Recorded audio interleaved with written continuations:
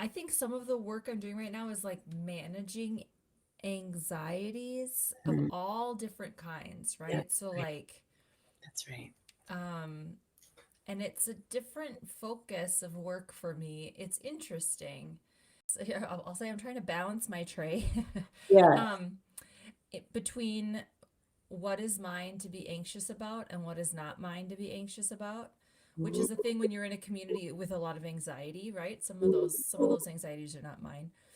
And I feel there's a lot of like in the world's anxiety, when am I giving it too much space, and when am I needing to do a little bit of what you're doing, which is kind of like just turn my gaze, like balance between giving it the time it needs and the balance between looking away for a bit. And as I said, first real day off in a little while, I'm feeling like okay, okay, okay, okay. So Mm, that that like the world is still going to be there and the anxieties are still going to be there when I get out of my couch nest. And so there's nothing wrong with being in it for a little bit.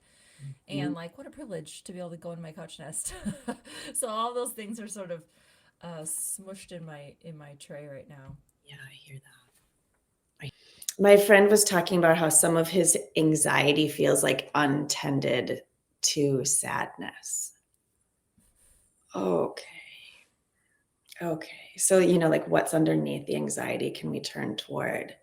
Can we turn toward that? And I think you're right, asking what is mine, and what is someone else's. And also I think about, what is just the right amount Yeah. in terms of like what's just the right amount of information, what's just the right amount of anxiety, because we're constantly threading that needle between we don't want to be uninformed and we also don't want to be paralyzed Yeah. and stuck in overwhelm, right? And so doing that dance is just going to be continual. Like there's not going to be an arriving.